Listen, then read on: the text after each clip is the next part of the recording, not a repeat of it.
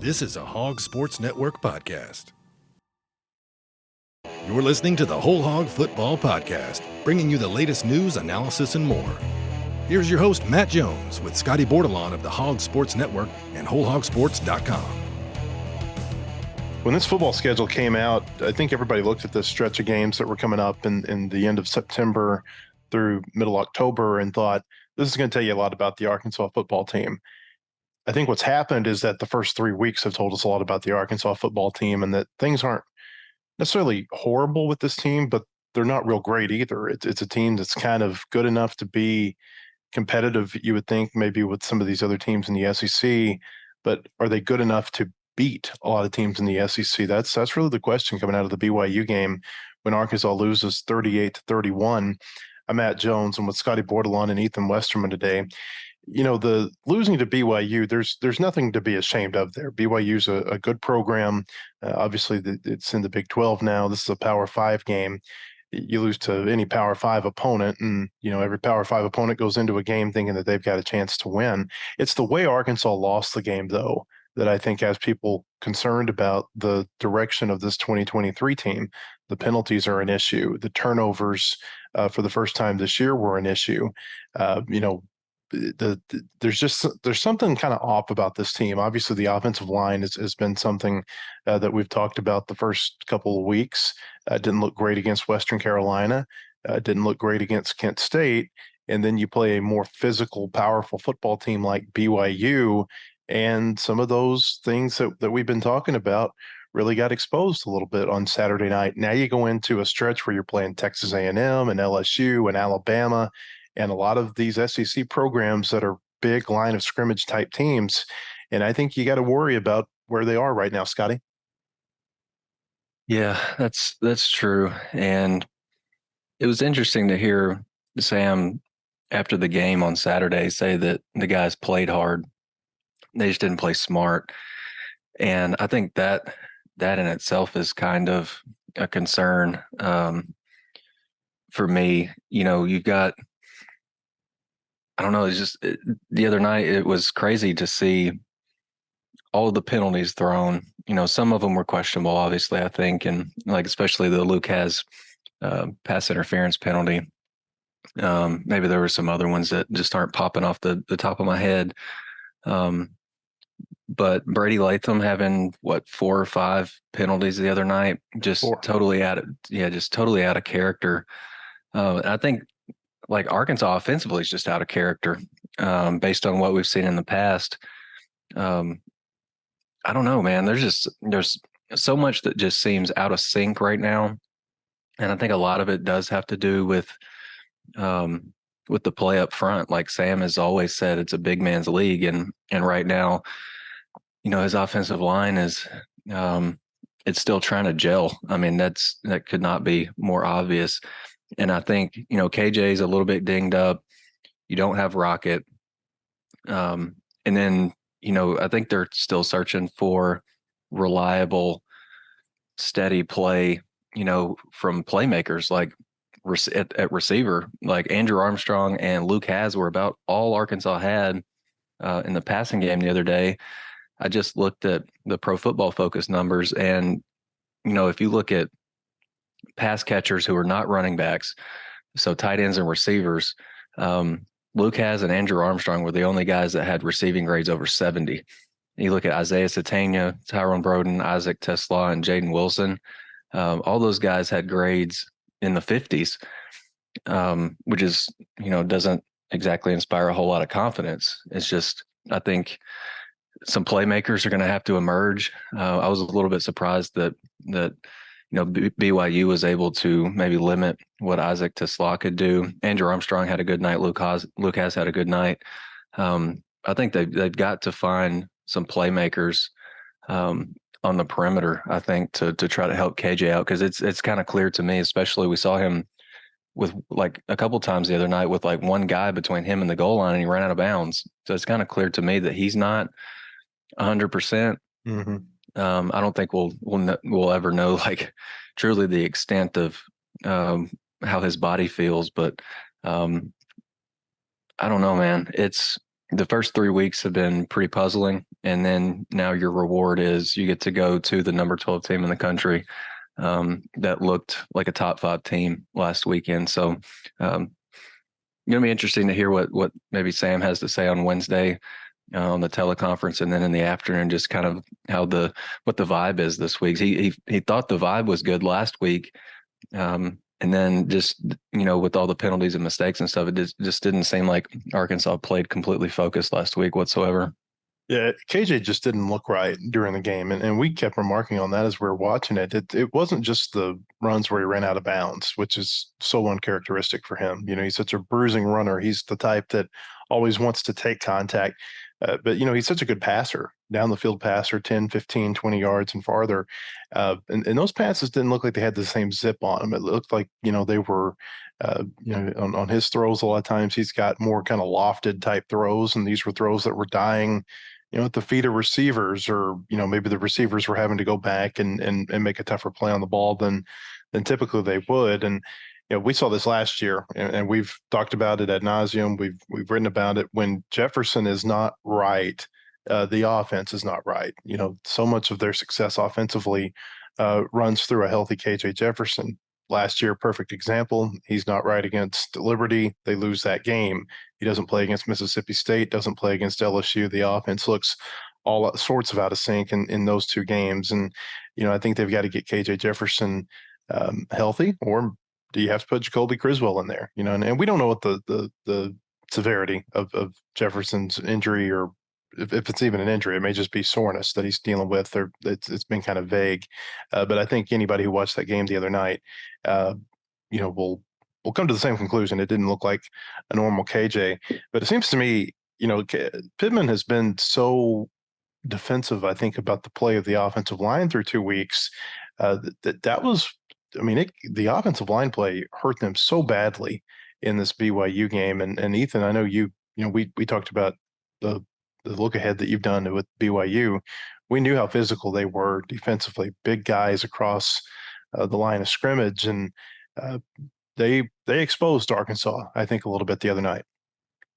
Yeah, and what was so head scratching to me about this game is the first drive for Arkansas was just so promising, I think, from an offensive line standpoint. It's a great start.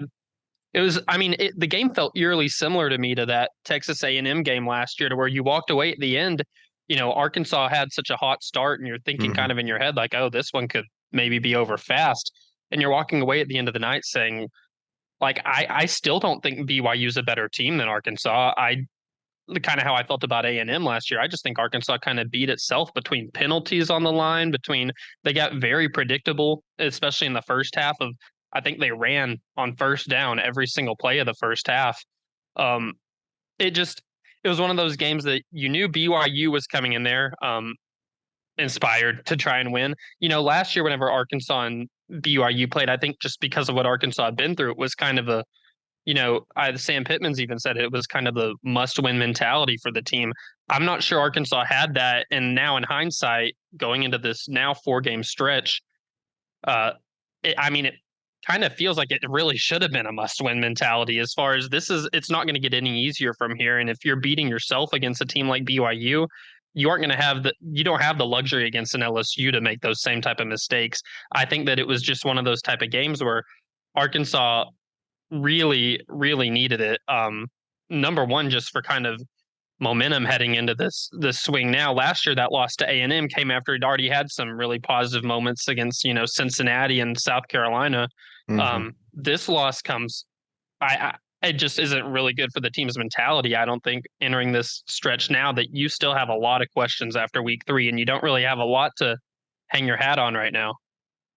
I just think the thing for Arkansas it's frustrating is that every time you feel like the program may be stepping in, a positive direction, they have a loss like this that knocks them back. And this isn't to compare BYU to North Texas or Western Kentucky or Colorado State or any of those types, Liberty even last year, teams that have beat them in the past. But I don't know, you get to a certain point where you expect them to win their non-conference games, and especially your non-conference games at home. And I was looking at this the other day. Just look at all the teams that have beaten Arkansas in Fayetteville over the last several years. A lot of the teams I just mentioned. You think about, you go back to, 2015, they lose to Toledo. They lose to Texas Tech when Patrick Mahomes is the quarterback. They lost to TCU.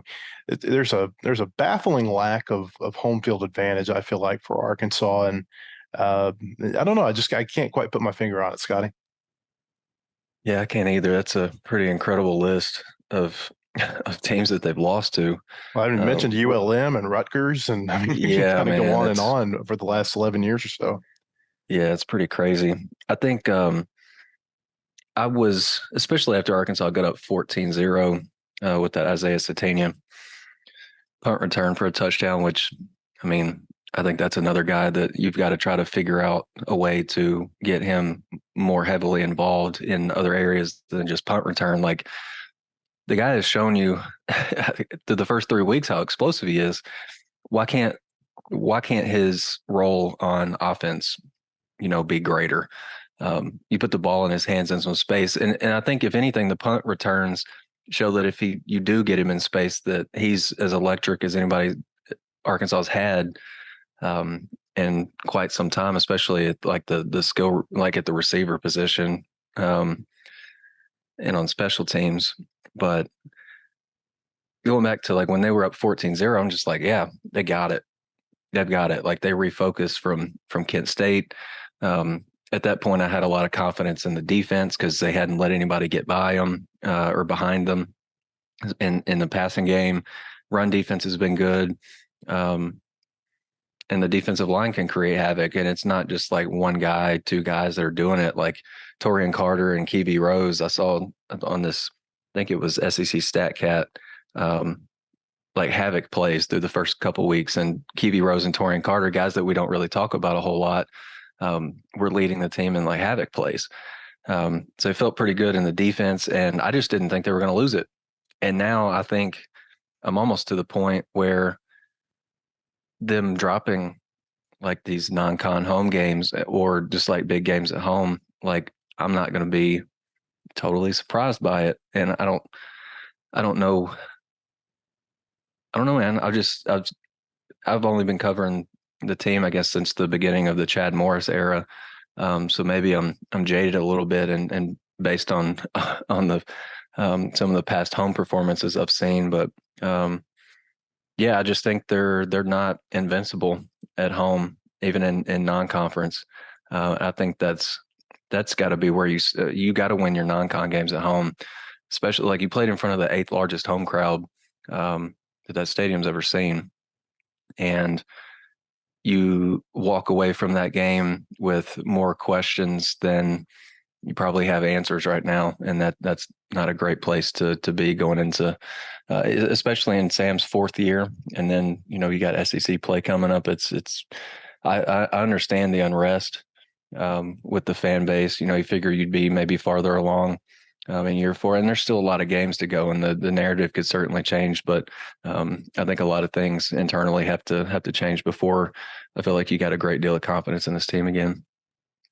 Yeah, and I just think that game, Arkansas just did so many things to kind of take away the home field advantage per se. Like they were up 14-0, everything's going their way, and then a shanked punt leads to BYU's. So BYU scored their first 3 touchdowns. The first one they started at their own 47, great field position. Second one they scored, that drive started at the Arkansas 45. And then they had 1 touchdown drive before the end of the half that they actually kind of went in the field. They started at their own 30. But it just felt like Arkansas made decisions. I know everybody likes to point to that trying to go for it on 4th down, that first or second drive of the second half whenever you're up 10. But that's the type of thing that can kind of change the complete momentum and take a crowd out of it. It seemed like at that point, Arkansas had figured it out. BYU had only scored with short fields other than that one drive in the first half. And then Arkansas is up 10. And I was talking to Scotty about this. It kind of feels like there's almost a mentality of like, oh, if we get this 4th down, we completely swing the momentum in our way that we aren't going to lose this game.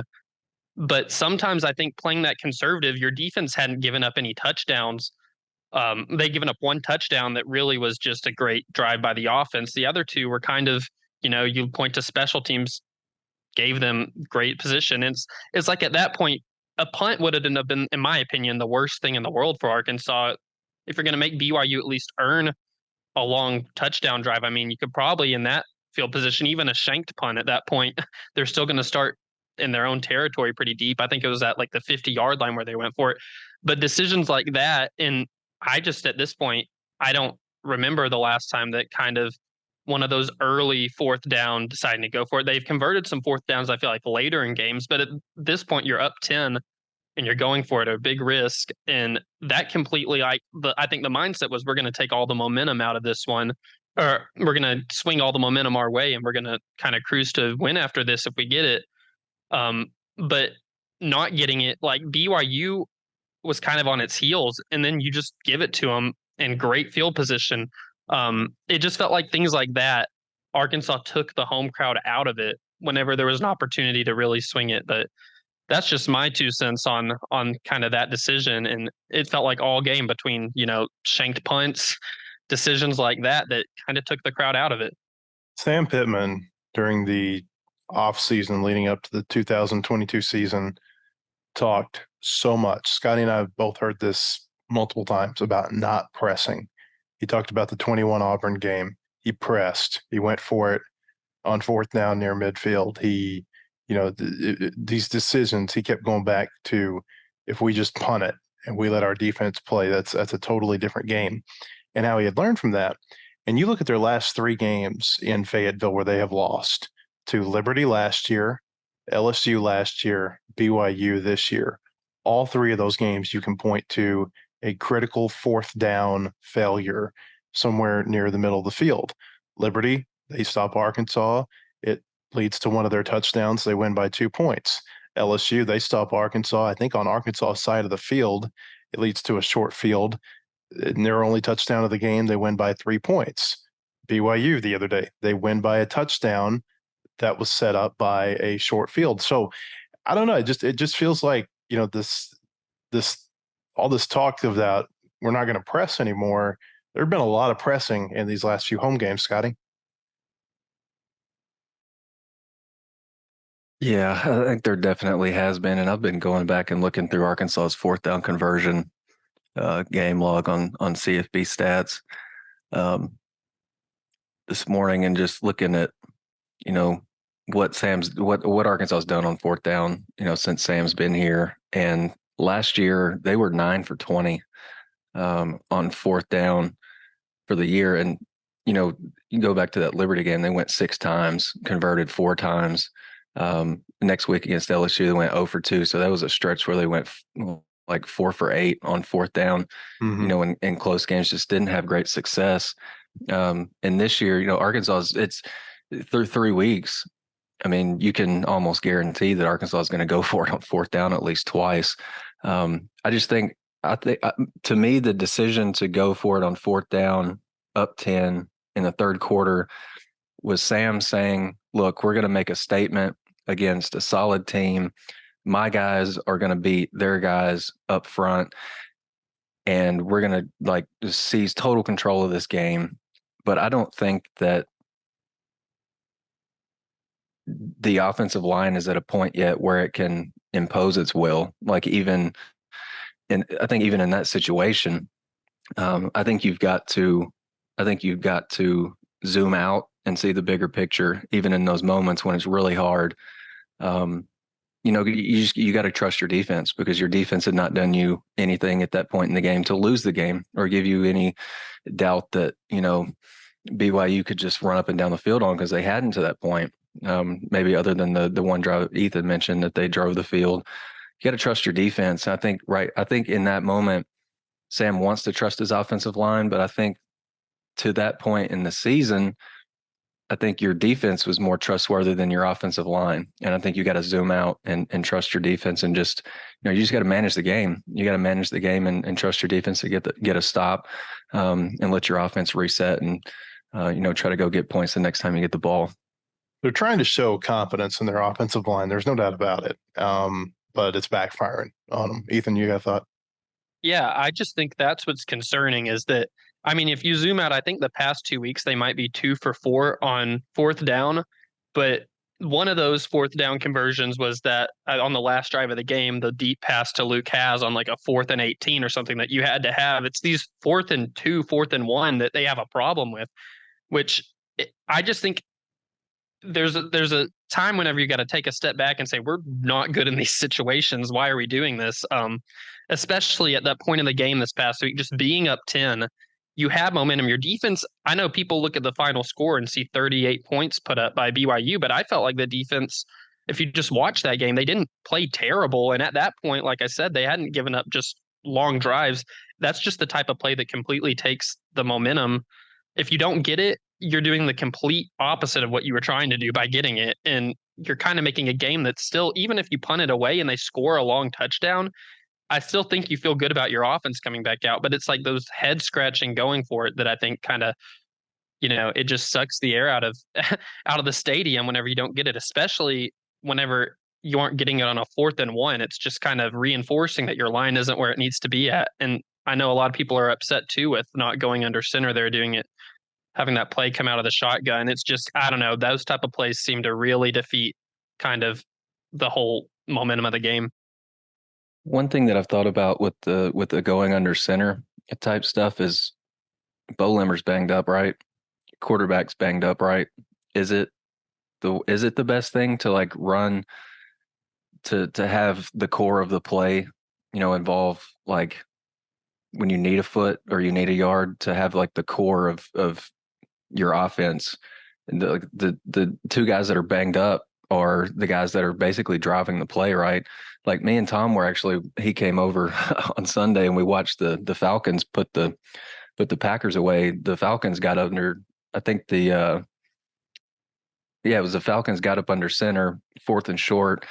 And there's a quick pitch to the side or a quick pitch to the perimeter. I think there's other ways. Like it doesn't just have to be a quarterback sneak. Like you can throw other wrinkles in there to maybe convert on 4th and short to where it doesn't put 100% of the stress on your banged up offensive line. I think you can utilize some guys that have some speed and can, maybe make a guy miss on the perimeter and get you the yards you need.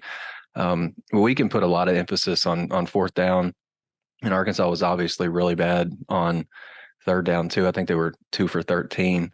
Yeah. But I think all of that leads to like Arkansas's just got to be more efficient on 1st and 2nd down. You know what I mean? Like I think Sam mentioned the other night, they're wanting to get like 4 or 5 yards on 1st down. I don't know what the success rate. I don't know if they hit their mark or if their average on 1st and 2nd down or 1st down was 4 yards. I don't know that. But I think, you look ahead to LSU, Arkansas has had like next to zero success on 3rd down against LSU since Sam's been here. So I think a big emphasis has got to be placed on staying ahead of the chains and like trying to meet your success rates and your success goals on 1st and 2nd down to, alleviate some 3rd and 4th down pressure. I'm glad you said that because, there's so much emphasis on this 4th and 1, not being able to make it there. They're not converting on 3rd and 1. They're not converting on 3rd and 2. They're setting up a lot of these 4th down situations. Yeah, I was going to say, I think that these 1st down, like how I said, they kind of got predictable there in the first half against BYU. It's these 1st down runs that are setting up 2nd and 11, or like they're losing yards on some of these. And I think Sam alluded to this as well, that it's kind of been boom or bust, that they're either getting 4 or 5 yards or they're kind of taking a loss on some of these plays. It seems like the drives, you're either getting 3 and outs or kind of sustained drives. It's that first drive, I feel like, has just dictated so much of the success of the offense. And a lot of it has to do with those 1st down runs whenever they're losing yardage. The Whole Hog Football Podcast is sponsored by Kendall King Design Display Signage, kendallking.com. That's KENDALKING.com. The Kendall King Group family of companies plays to win, just like our hogs. We know how demanding retail marketing is today. From digital omni-channel creative services, through in-store signing and displays, and finally to social influence, we've got you covered. Our KKG Inc. family of companies, Kendall King, Shopcart Creative, and Soapbox Influence are winning with multiple retailers and brands. We play to win and will be a winning partner for all your retail marketing service needs. Go Hogs! Arkansas and LSU this weekend. It's a 6:00 kickoff in Death Valley. The Tigers are number 12 this week after they beat Mississippi State really thoroughly over the weekend, 41-14. That looks like a good team, and Florida State looks like a good team. That's where LSU's loss came from, obviously, in week one. It feels like Arkansas may be stepping into a little bit of a hornet's nest down in Baton Rouge this weekend. It's going to be LSU's first big home game. They played Florida State in Orlando. They played Grambling at home. That's not going to, obviously bring too many people out to Baton Rouge for that game. They went to Mississippi State, so now they get their big home game. It's kind of similar to what Arkansas had last week, only on a much greater scale because of the great home field advantage that LSU enjoys. It's their first big home game of the season against Arkansas. Wanted to talk about the defense for a minute because I don't know how to feel about Arkansas's defensive performance the other day. Yes, they only gave up 281 yards, but the question I keep coming back to is how many more yards would they have given up had BYU not had short field? BYU, to its credit, they were able to, score every time that Arkansas gave them a short field, whether it be the 4th and 1 failure, whether it be a turnover, whether it be a shanked punt. There were numerous opportunities where BYU got the ball on a short field and it went down and scored on all of them. I don't know how I feel about Arkansas's defensive performance the other night. From a run game perspective, it was really good. BYU had the big 45-yarder that it popped for a touchdown in the first quarter, but otherwise, I think it had 30 carries for 32 yards. And so that's really good defensive performance. Arkansas right now ranks 5th nationally in run defense. I think that element of Arkansas's defense has been pretty good. I guess what I'm not sure about is how I felt about Arkansas from a pass game standpoint. BYU, there were a lot of incompletions, but there were also a lot of real big plays through the passing game.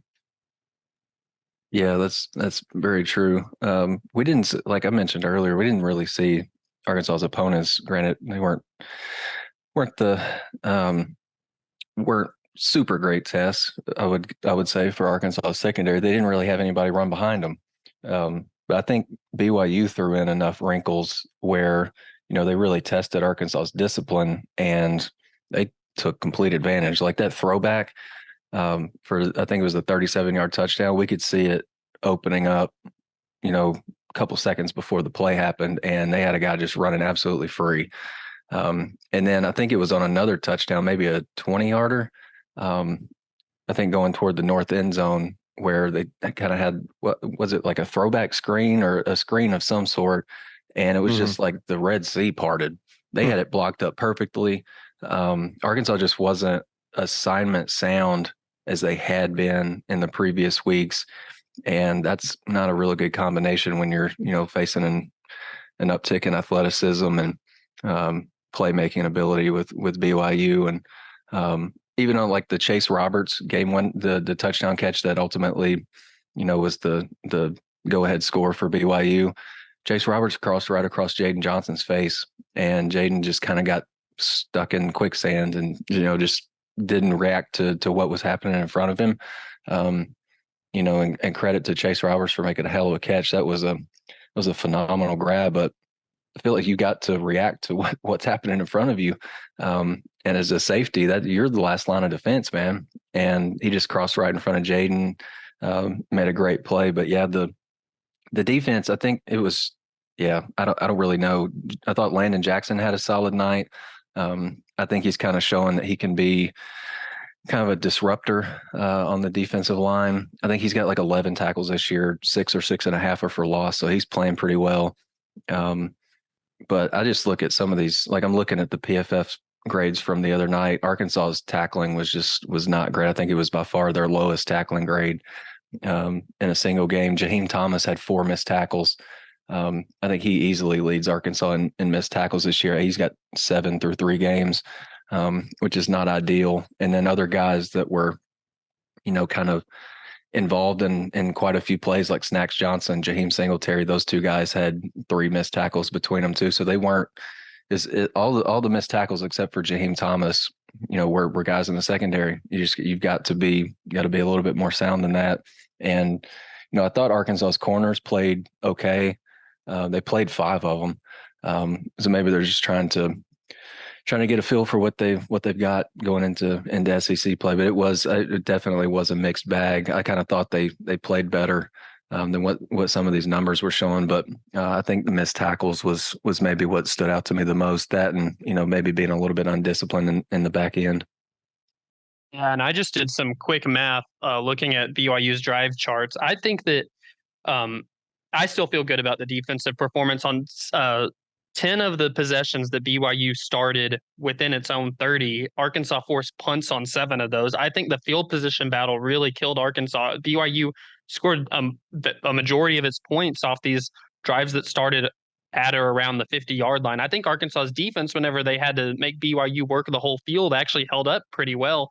I think of those 3 drives that I said they started within their own 35, which 35 is still pretty generous, but I think they had a touchdown drive that started from their own 31. They had one that started from a kickoff. So I guess that would have been from the 25-yard line? And then they scored a field goal on another one. So I think they scored 17 points on just drives where they really had to go earn it. I think Arkansas's defense held up all right for the most part. It was just those whenever BYU got a short field, it felt like they were going to score. And even on that one drive that they got a short field, you thought Arkansas was going to catch a break with a delay of game penalty or with the stop on the fake field goal. But instead, the delay of game penalty gave them another crack at a field goal. So it was one of those type of nights. I feel like Arkansas' success this year is going to come down to what kind of is there going to be kind of like a stroke of genius coaching decision somewhere in the middle of the year that turns this ship around a little bit? Because right now, I don't think people feel real good, especially about the next 4 weeks where you're playing LSU and A&M and Ole Miss and Alabama. I think most people would probably say that if Arkansas gets out of this stretch at 1-3, it was maybe a good stretch, as hard as it is to believe that. I think if you go 2-2 over the next 4 weeks, you're ecstatic based on maybe the feeling that's surrounding the program, the fan base, however you want to phrase that right now. I feel like there's going to have to be some changes along the offensive line. I don't know what they are. Maybe it's a matter of some of these players who are dinged up, like a Devin Manuel. Maybe it's a matter of them getting healthy. I wonder if Bo Limmer is the right center for this team. We've seen him over the last few years. He's been a very good guard. And one of the things that we have seen this year is that he has not been, and I think the PFF numbers will back this up, he has not been as dominant at center as I think that they thought he would be. And so much of offensive line play, and we've heard Pittman say this throughout the years, whether it was when he was an offensive line coach here under Brett Bielema or since he's been the head coach, so much offensive line play is getting your best 5 players on the field. And I just wonder if moving Limmer away from the center position and back to the guard position where we know he's really good, does that allow you to put another quality lineman somewhere along the line? I don't know, but it's something I'm really interested in watching over the next few weeks. Yeah, I know there's obviously been some talk about that on our message board. And I think we came out, me and you, Matt, probably came out of week 2 thinking that might be the best course of action. But if I know that Bo's future in the NFL might be at center, but I think you got to think right now, right? Like you're playing for the here and now. You got to win now. Yep. Yeah, like you want these guys to be prepared for what's ahead of them in the NFL. But I think you've got to kind of like Eric Musselman's doing. Like you got to. He does it with a lot of his teams. Like he's just like, we're going to do what it takes to win here and now. Mm-hmm. Dave Van Horn did it last year with the baseball team, moving his best starter, Hagen Smith, to the bullpen because he said that's what gives us the best chance to win right now. We'll worry about everything else when that day comes along. We got to worry about this game. Yeah, I think the only thing that for me gives me pause, and it's a big pause. Granted, like the guy that's touching the ball on every snap, it would be Amari Wiggins. I'm not sure that he's played this season. He's played 8 total snaps to this point in the season, and all of them came in the season opener. So maybe he is getting some work. I'm sure he is getting some work in practice. And I think anytime we've seen fastball, he's been like the number 2 guy at center. It just might be a lot of weight to put on a guy. Your first college start could be, at some point, in this pretty tough stretch of conference play. I don't know if that's ideal, but I don't know that what's happening right now is ideal either. I think if we have learned anything about Sam Pittman, it's that he's not going to just sit back and allow things to be the way they are. That he's going to be proactive. I mean, you think about some of the coaching changes that he's made, whether it be a strength and conditioning coach, whether it be a position coach who isn't getting the job done in recruiting. He's very proactive in making changes, and I think we've even seen that in season, to a certain extent at some different positions. So it's going to be interesting to see. I'm not saying the offensive line is the only problem, but it's certainly the glaring problem. And I'm interested to see what kind of in-season adjustments they make there along the line. We'll be back with another Whole Hog Football podcast later in the week to talk about Arkansas and LSU. Hope you'll come to wholehogsports.com before then to read all of our coverage, not just on the football team, but we've also got coverage on baseball, softball, basketball, pretty much every other sport on campus. wholehogsports.com. Until then, I am Matt Jones with Scotty Bordelon and Ethan Westerman. We appreciate you joining us, and we'll see you next time on the Whole Hog Football Podcast. The proceeding has been a production of the Hog Sports Network. Look for our daily podcasts on Apple, Spotify, or your favorite podcast platform. For more Razorbacks coverage, go to wholehogsports.com or follow the Hog Sports Network reporters on social media.